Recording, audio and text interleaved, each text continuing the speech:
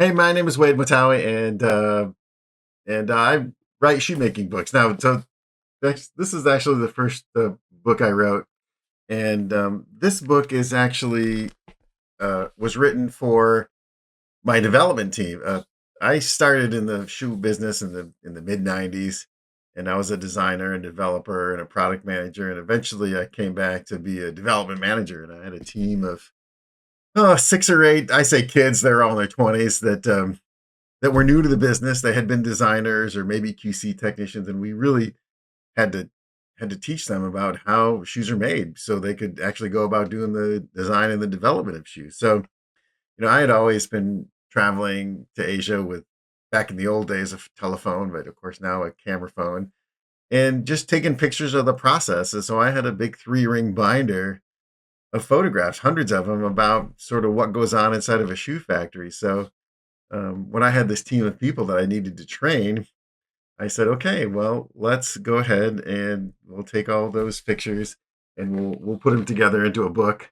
And that was how shoes are made, and that was our first book. And inside this book, we talk about designing, developing, sort of the basics of product management, but also sort of what goes on in a development area, pattern maker and pullovers and some of that other technical stuff. What it really looks like inside of a shoe factory. There's a big glossary of technical terms, so you can learn the actual the language of shoemakers. So do I think this is a great book for everyone that wants to get started to designing and developing shoes and get in the shoe business? Absolutely. I mean, it's the book that I never had when I was getting started in the business. So I wrote it as the book that I would have wanted. So if you're interested, you cruise over to Shoemakers Academy. This book's also available on Amazon and a bunch of other platforms. You can download the Kindle, or you can also get the soft cover, the hardcover. It's called How Shoes Are Made, and that's really what the book is about. And we've got some other books too, because once you learn how shoes are made, you want to learn how to start a business or how to make a footwear pattern.